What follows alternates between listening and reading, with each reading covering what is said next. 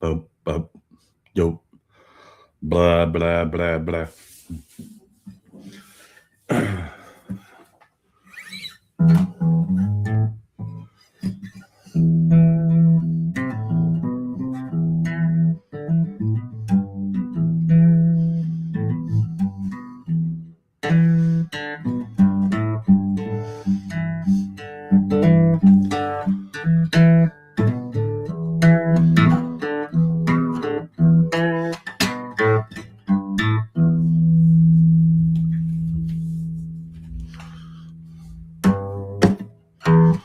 Got a blister on my finger.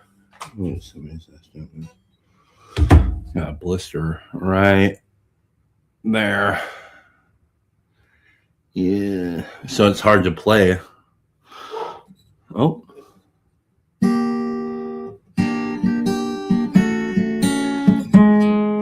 The family might be home, which might put an end to this.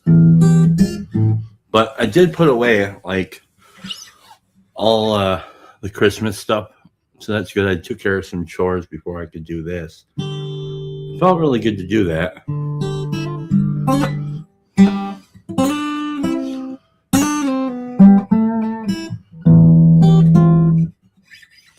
Man, it's crazy how much one finger, it's this finger, so it's right here. That finger is the one that's got the thing. I'm really reliant on that finger. So what happened was Bill Murray, the band Bill Murray, put out like a request thing or a challenge that if somebody can come up with a guitar solo for a particular section of a song or a solo of sorts, it could be any solo. And I tried to do like something, but I didn't record it or anything. But I mean, it was okay. But I didn't feel confident in it, so I didn't record it or send it. But I did get a blister, so there we go.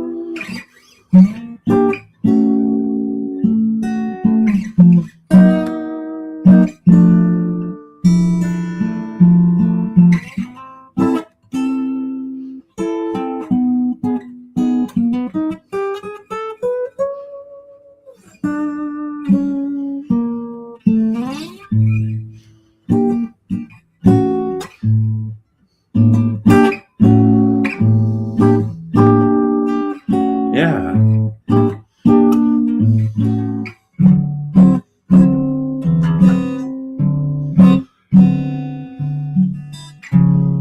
One of the things I find really, because I've been doing some writing for my Substack, just basically writing, but I do put it on my Substack. I like to find old jazz and put that on and just let it rip. It's great to write to. I find that instrumental music is a lot better to write to than music that I'm familiar with or has lyrics. Like if it's a song I'm really well acquainted with, the problem is distracting because I'll want to play along with it while it's playing. So I'm honored to be your background.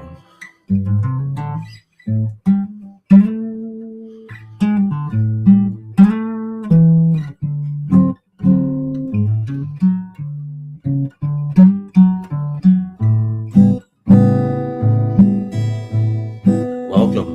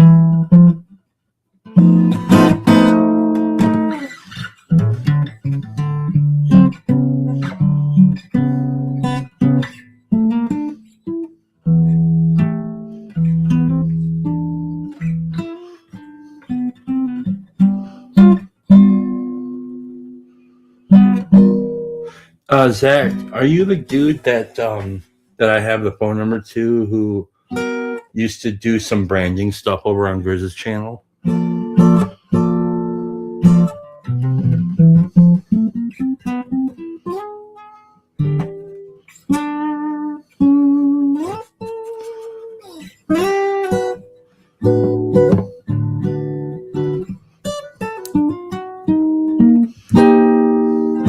Okay.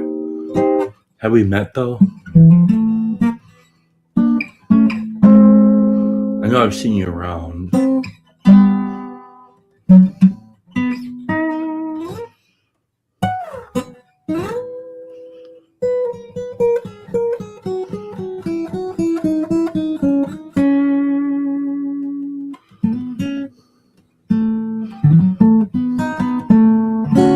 Right, it is weird. That's great. I'm glad that you're participating, Zach. It's really nice. I mean, I don't think it really gets stated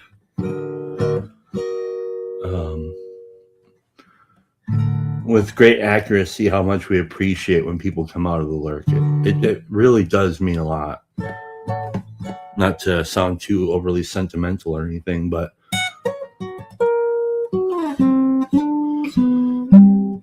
it's one of the things I think that that keeps me around is like if people weren't doing what you're doing and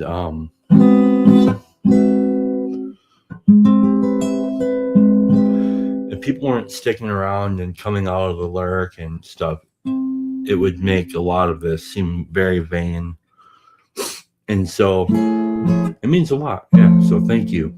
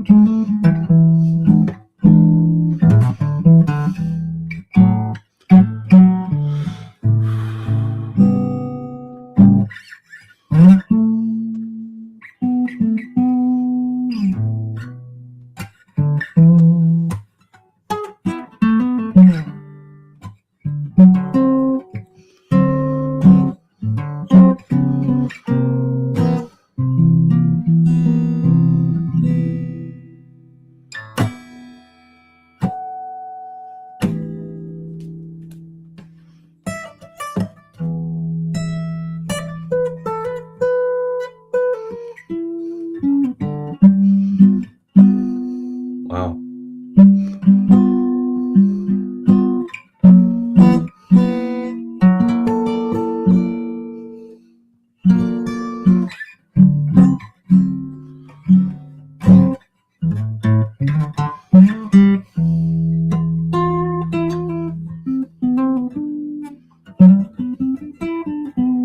She's walking now, pretty much. Like 5 steps here and there, you know. For all I know, she'll be walking today. So I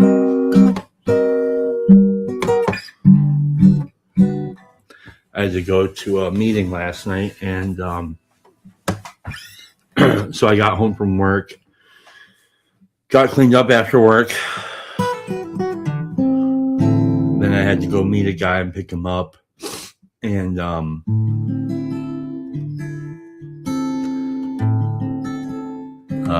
you know, do some stuff with him and stuff. But so I only had like, and she was napping when I got home. So I only had like an hour with her yesterday. And it's really hard. Because she's a daddy's girl, and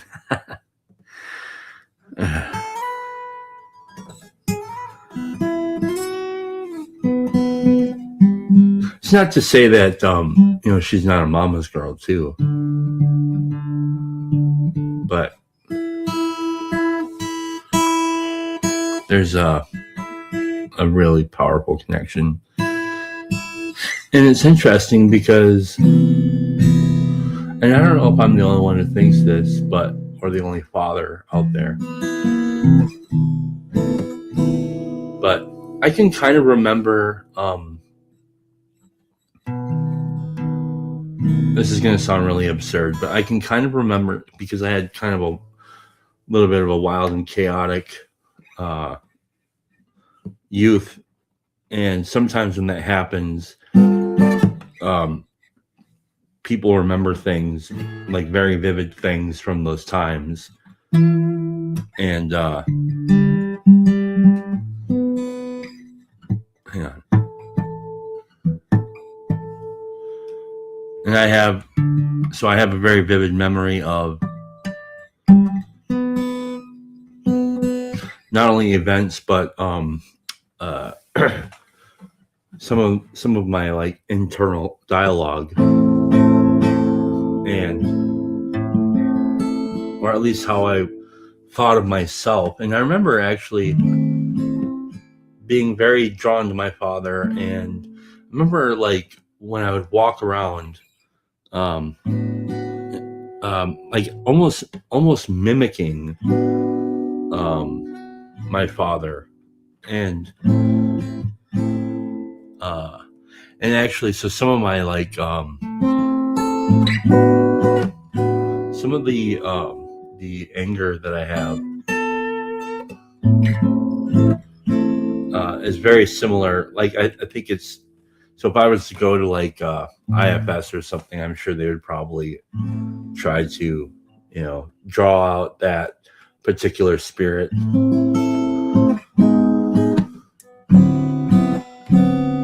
Anyhow, so like that being said, when I'm hanging out with Carolyn, I almost get a sense that I can like see the world that she sees. And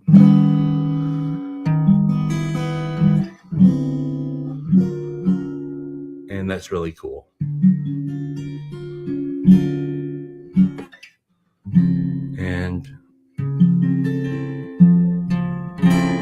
And she's hilarious. That's another thing. Like, nobody's made me laugh more in my life than Carolyn.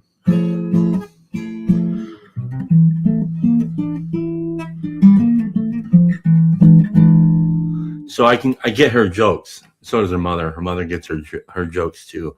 So it's really fun to see her, like, one of the ways that she communicates, because she's not super fussy or anything like that, which I think she probably gets that from her from her mother, because I'm just a whiny bitch, but her mother's very well put together and even mannered and all that stuff. So she has that.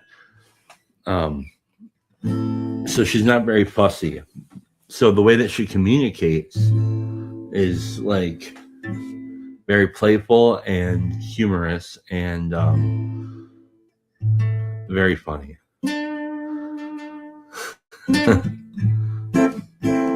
Paul, you get it.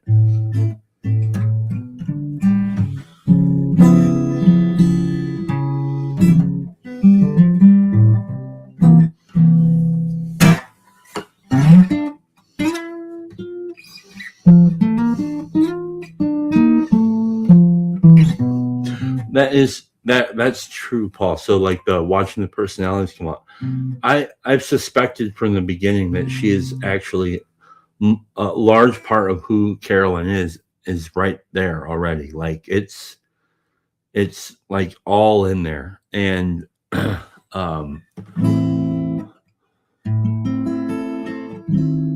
so that's an interesting thing, because like you're saying, you see the personality come out as if it's already there, and instead of like seeing her adopt personality. And that's, yeah.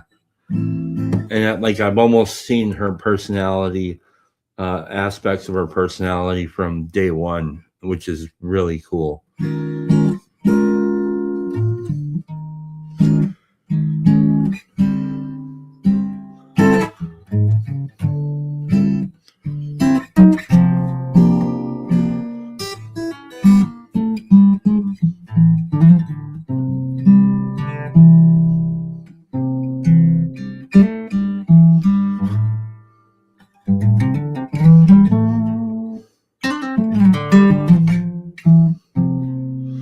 So there's this book called Llama Llama Red Pajama, and there's several books she loves to read. So we read with her all the time, and so she loves stories.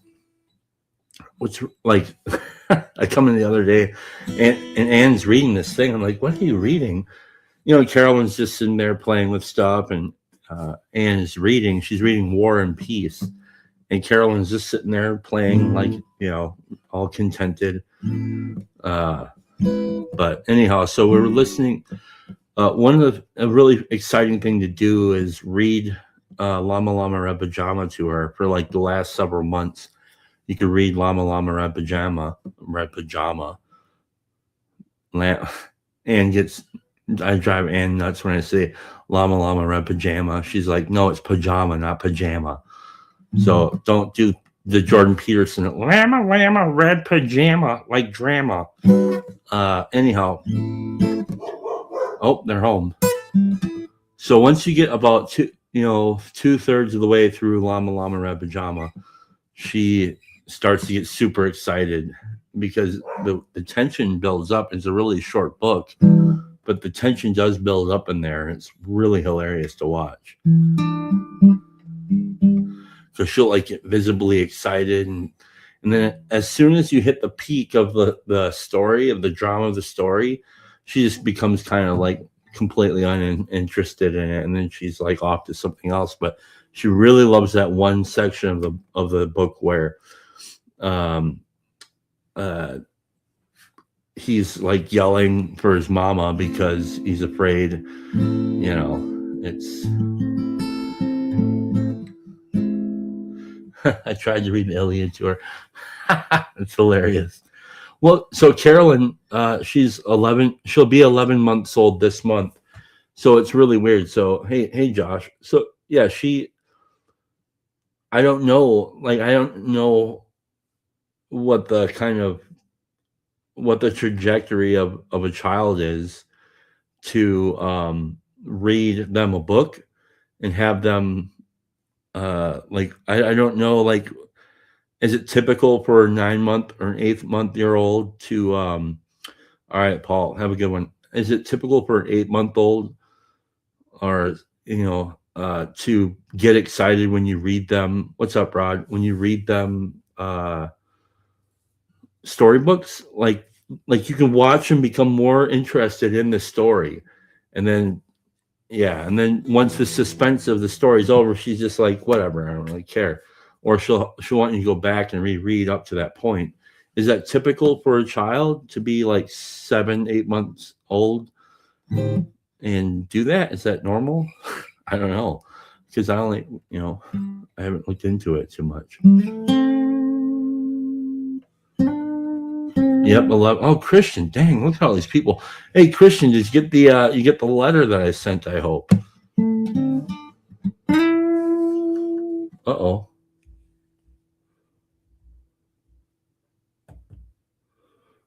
Dot. Can you guys hear it? Because all right.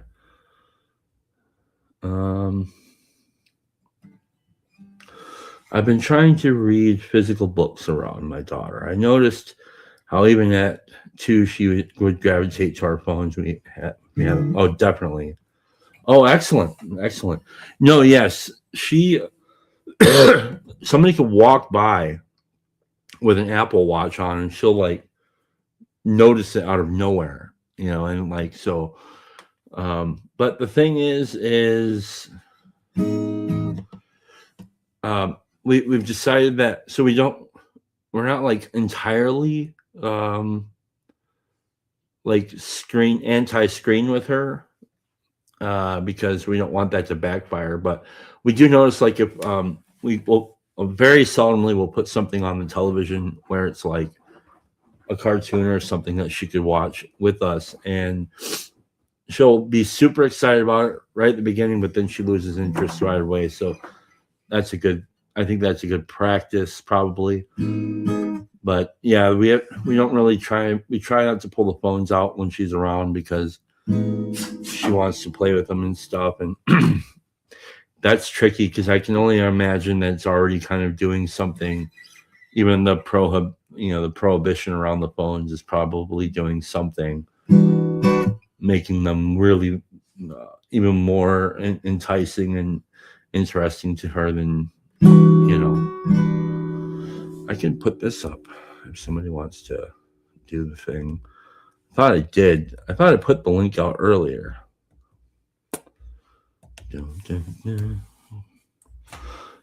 Christian, it was really nice to get a letter from you, and I'd like to do that more. It's I really would like to. What we're doing here. This is rare. This is a rare. I don't. This is not going to be normal. I as you can see the StreamYard logo up there. I'm getting it for free. I'm not. I don't want an account. I don't want to. I just don't. I don't want anything to do with having to do this all the time. In part, there's a lot of reasons, and one of the reasons is I like to be able to have my creative spirit intact. And if I do this all the time, this is fine once in a while, but if I do the live streaming all the time, it really saps the creative spirit within me. So I have to be careful.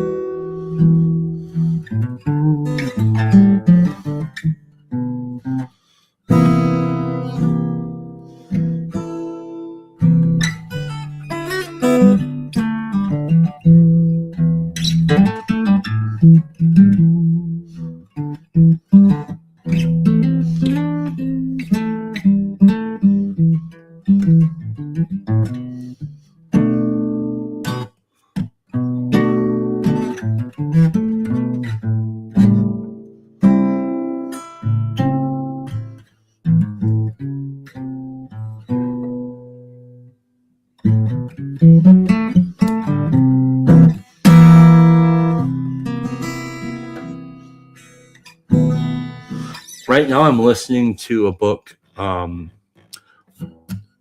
So far, it might be one of the best books I've ever listened to. Fiction. It's hard to say because, I really like a lot. I don't. I love really good books, but I'm also really. I'm not a good person to ask what is the best books because, I still haven't gotten through Lord of the Rings or anything. It's hard for me to get through that book.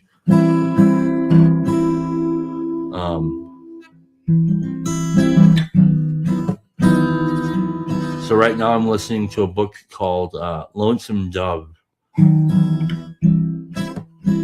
And the way that this started was I was talking with Anne, and I've talked with Anne about this and other people about this for a long while. I've really long. What's up, Nick? I've really longed to have a.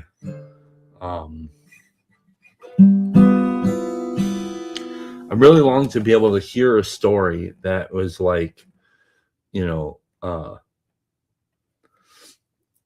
epic. I want if I can get a story that's an epic that takes place starting 20 years before the Civil War, goes through the Civil War, then pops out of the other end of the Civil War, and then goes all the way until probably early 1900, maybe 1900, something like that.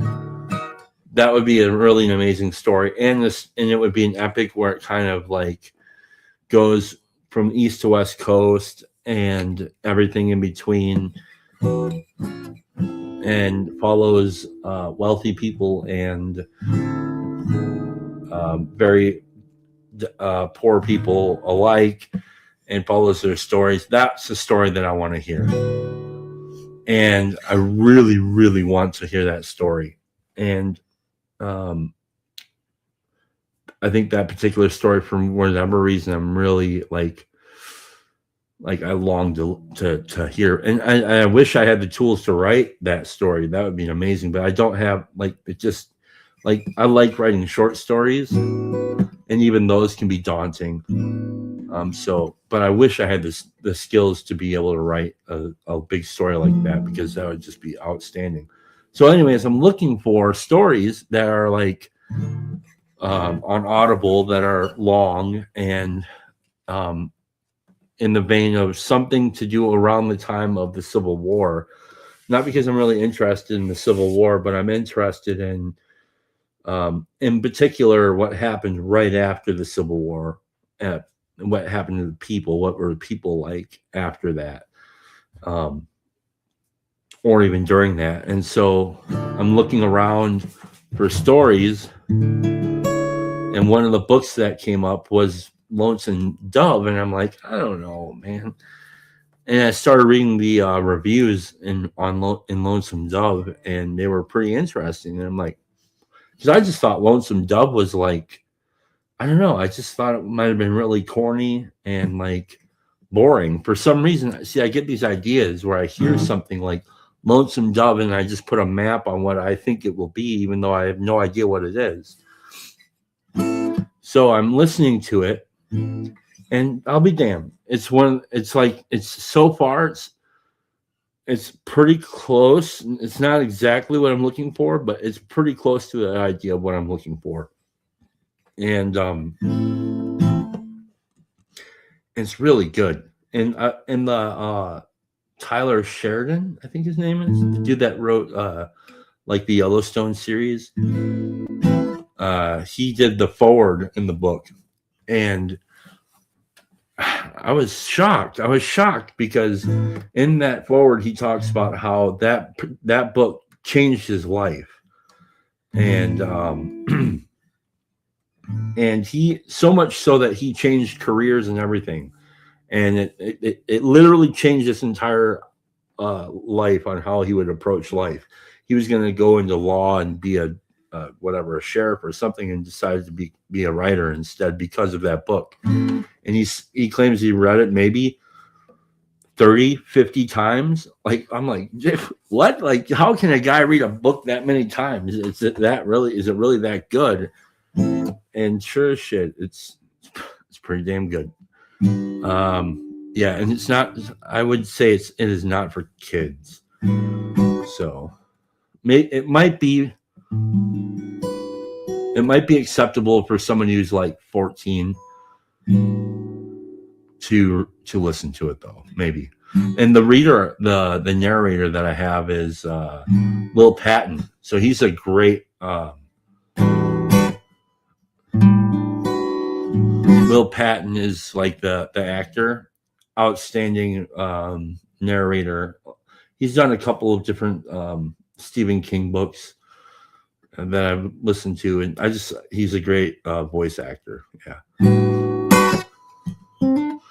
I watched some of is that Joe Sackett? I watched some of that on TV, but I would if I have some credits, I'll get it. Get some of the Sackett stuff. It's weird because like I don't really have a desire to ride a horse or anything, or become like I don't have really any desire to become a cowboy or anything like that. But I do have especially like listening to, like, I've listened to some of my favorite books actually are Undaunted Courage is a really good book. That's a book about the Lewis and Clark expedition, and that's a book that Anne first recommended to me when we first started dating. And that is a very, very good book. Undaunted Courage by Ambrose, I think his name is. I would highly recommend that book to everybody. Check it out. Another one I really liked was it's called The Frontiersman. I can't remember who wrote it now, but The Frontiersman is outstanding. So it's weird because, like I said, I don't have a desire to be a cowboy at all. Like it is not. Yeah, isn't it? It is a great book. The Frontiersman is like, and that's a history book. That's like nonfiction, and both of those, Undaunted Courage and The Frontiersman, are both nonfiction, and they are outstanding books. So what I get from these books is like like a profound gratitude for the circumstances that I'm living in now. That's what I really get from those books. Because I'm just like, damn, dude, like I would die in like a day if I had to live in those conditions. Yeah. Yeah. Well, it is. And the other thing, yeah, but then I think, so interestingly, when I think of um, these characters and their situations, I mean, that was kind of what my Substack was about today, is this idea of, I've done a lot of complaining about progress and progressives and things like this, but it's really stupid because, like, we have it really, really good. And so it'd be really foolish if I got what I complained about, we'd all be absolutely fucked. And that's what I kind of get out of this stuff. But so some of the stuff that I like, some of these characters and their circumstances, I think about, they still do in some ways exist, like the hard chaos that exists in inner city life, I think is very similar, actually. So that's a kind of weird thing.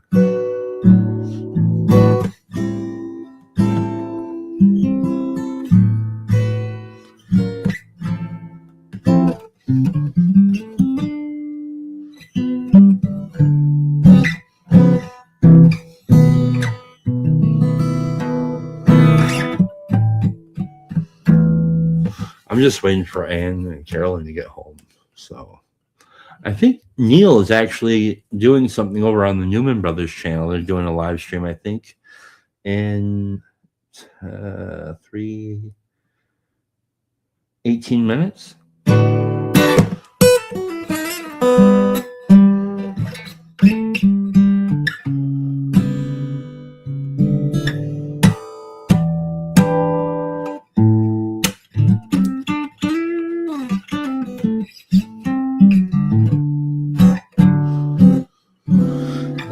So yeah, the other thing that kind of strikes me about these westerns is that, or like a,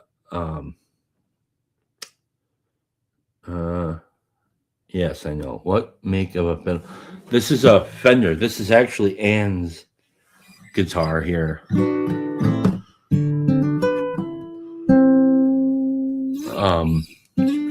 What was I gonna say? The things about the westerns that I like. Oh, it's profound to me that it really wasn't long ago where we were living in a world without electricity.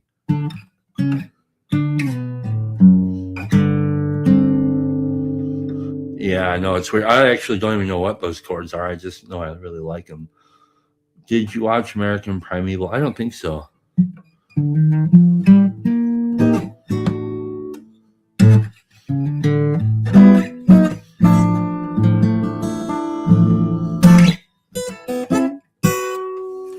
So yeah,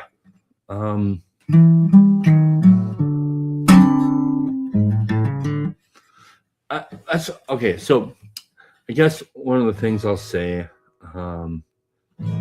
well, I think that's right. Christian says Westerns seem to be more character focused, which I prefer. I agree, and also so is sci-fi, which sci-fi is really about people. It's not about science, obviously, and it's. Whoa, what was that? That was weird. But yeah, so I think that these kinds of okay, so like when I was growing up, I had this understanding of literature as something like literature was punishment, and so I didn't read, and I didn't have a respect for stories, and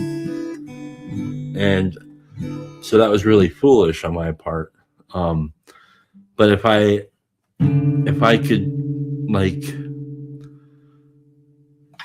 I think it would be really valuable for young people to be encouraged to read some of these old westerns, um, and with like kind of like the maybe the teaching behind it could be something like this stuff isn't that far away. And we talked about the internet and like electricity as if this stuff will always be around, and I think that's a foolish assumption.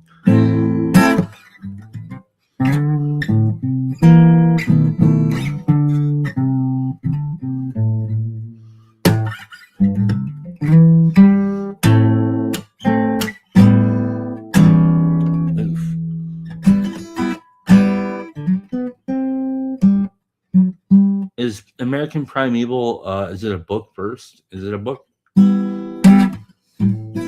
Oh, the other book that that I will be starting after, actually, this guy who wrote Lonesome Dove, he's so compelling to me that Larry McMurdy,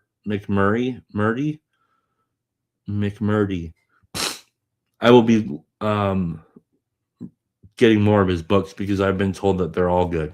So, um, the other, oh yeah, see, I don't have Netflix.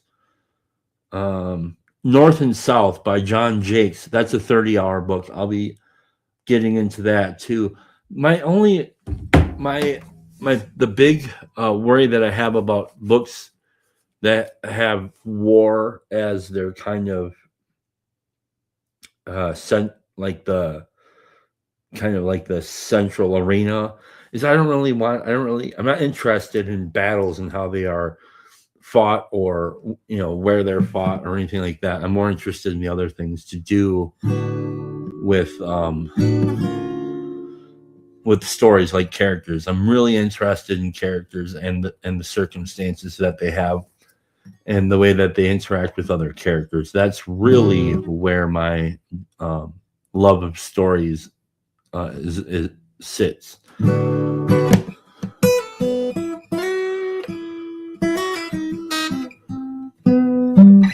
Okay, so here's another thing I was thinking about. One of the reasons why, so I really like to read or these stuff, and I've like some of the writing I've been doing. I don't know if you guys have read any of it, but it's more kind of like, I don't know. I guess maybe it's kind of like journaling in a way. I'm trying to walk a line between prose, poetry, and journaling. But I think what's really daunting about writing a long story with many characters is that I like characters and stories, but I don't like people very much. And so people are hard for me to imagine writing, and I don't find myself to be that interesting of a person. So I don't think I'd be able to, like, I've written some dialogue and I like it. It's fun. It's just daunting to me. Um, uh, so that's a weird thing to admit, I know, but it's true.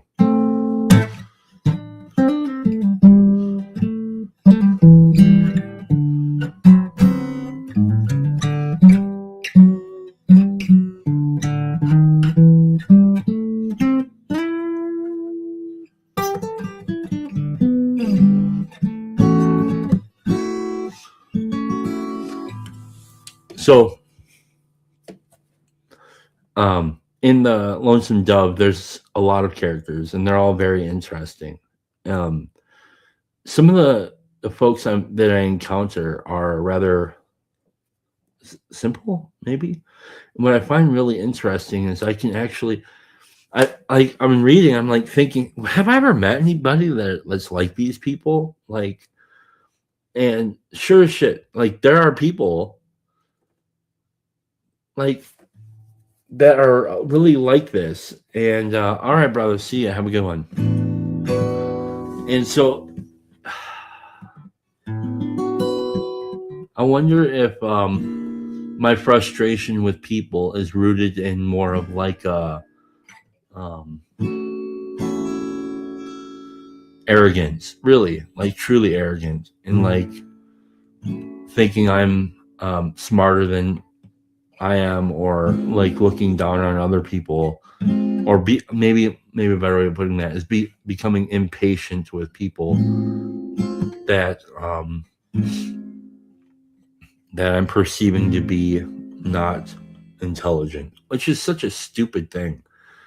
It's a really arrogant thing for me to think, but and I don't know if it's true. It's something I'm thinking about, and I've been thinking considering, like, where does my frustration with people come from?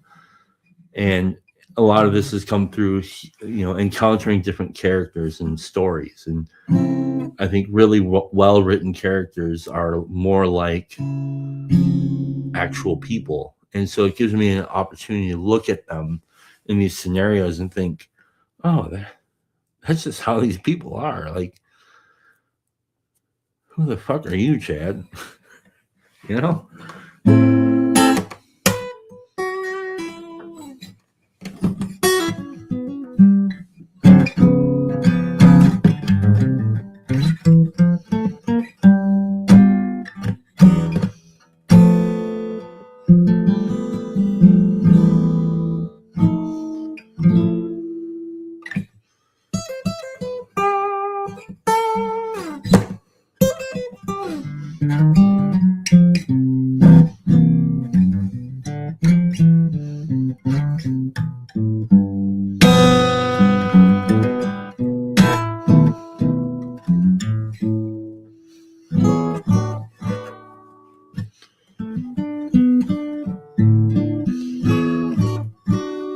Oof.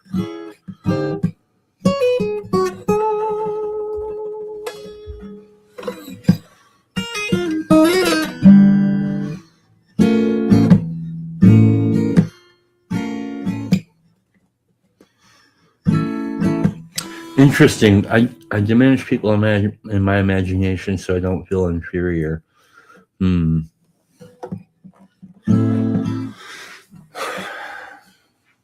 I don't know if I do that.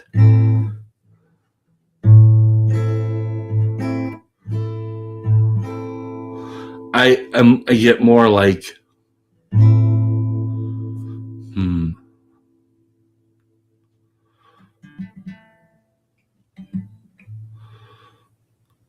I just become dismissive. Maybe I'm dismissive. That's what I am.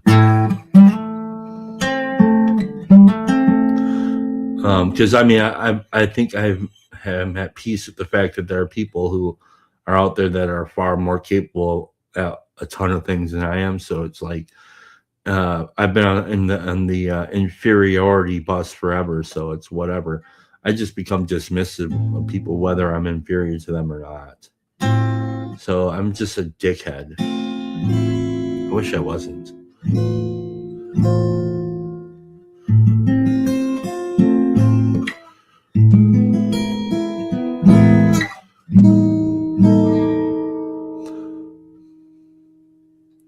I get cognitive dissonance when you describe yourself as not liking people. You have always been so warm in our dealings.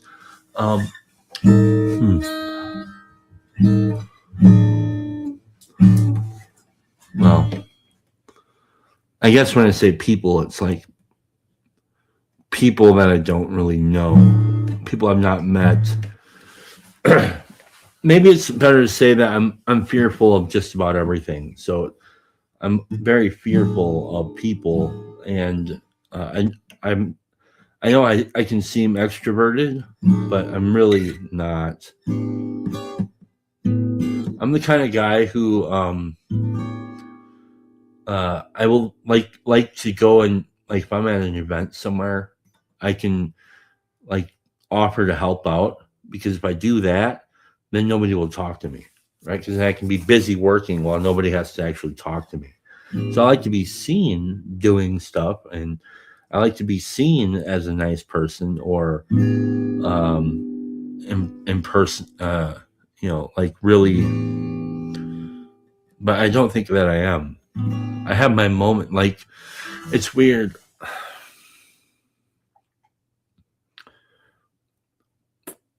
Yeah. it's weird. It's weird to kind of. Oh.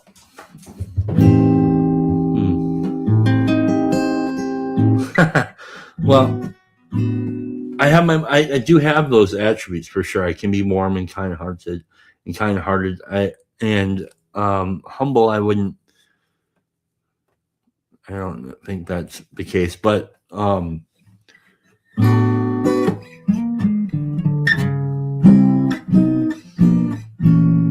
for people that I care about and people that I love, I would say that um, and I would say where's another thing. Here's another way of looking at it. There's a guy who's I would say is my spiritual advisor guy, and one thing he said, Chad, that if you're helping people, the best way you could ever possibly do that is if you can help somebody, and if you don't like them, they won't even know it. I'm like, oh, and every time he tells me that, I think, so you don't really like me, is what you're saying, you know. But I think there's something in that principle of like trying to be caring and kind and useful, whether I like somebody or not.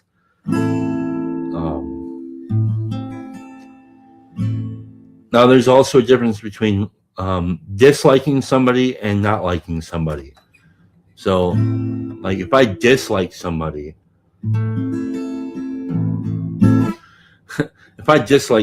fuck you, basically.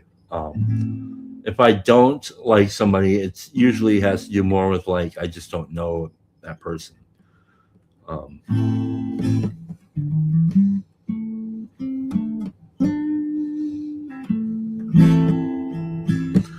Socially adept introvert. And I think this is also where the when I first started creating music and stuff had to do with a way that allowed me to be social without having to be social. It was something I could do. I could hide behind the instrument and then I could present in a certain way that was comfortable for me and hopefully entertaining for others. And yeah, so yeah, it's just I don't know. I don't think it pays to come on here and paint myself as something that I'm not.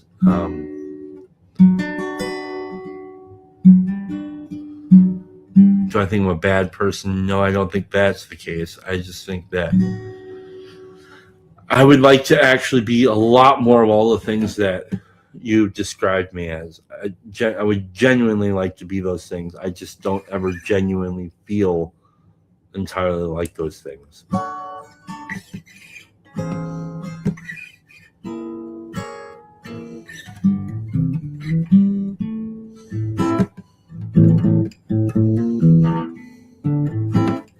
I think Neil has started, so I should probably get going. All right, guys. Thanks for listening to me yammer.